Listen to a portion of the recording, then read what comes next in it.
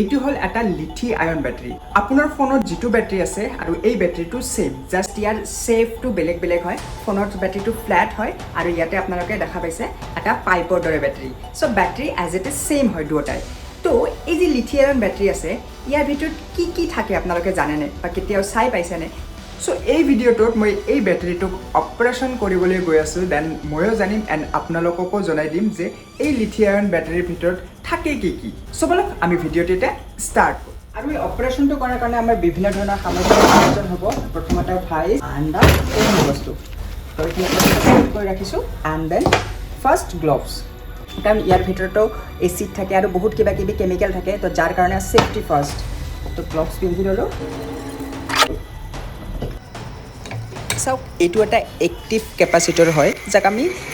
আমাৰ ভাষাত ফেনৰ বেটাৰী বুলি কওঁ তো যি কি নহওক দেখা পাইছে ইয়াতে এক্টিভ হয় তো প্ৰথমতে ইয়াক আমাৰ যেটো বাহিৰৰ আউটাৰ যেটো কভাৰ আছে হেতুক আমাৰ কাটিব লাগিব তেতিয়াহে আমি ভিতৰৰ বস্তুখিনি দেখিব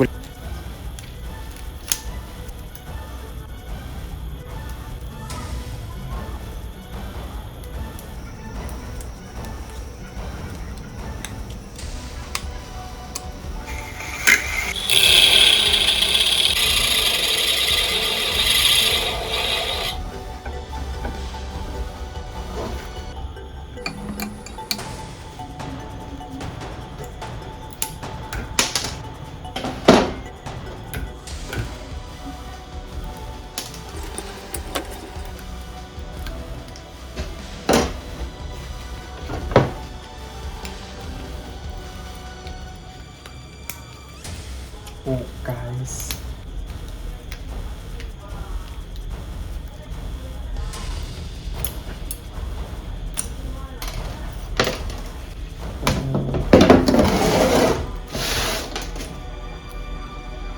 Ya চাওক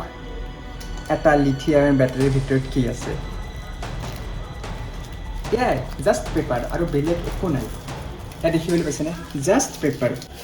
আপুনি যদি মোবাইলৰ ব্যাটাৰি এটা এক্সট্ৰাক্ট কৰে বা মোবাইলৰ ব্যাটাৰি যদি এটা অপাৰেশন কৰে এনেকে সেম এনেকুৱা ধৰণৰ আপোনালোকে পেপাৰ দেখিবলৈ পাব এই আপোনালোকে ডায়াগ্ৰাম চাওক এই যি দুটা তাৰ আছে এই দুটা চাওক এটা নেগেটিভ চাৰ্জ কানেকশ্যন এটা পজিটিভ চাৰ্জ কানেকশ্যন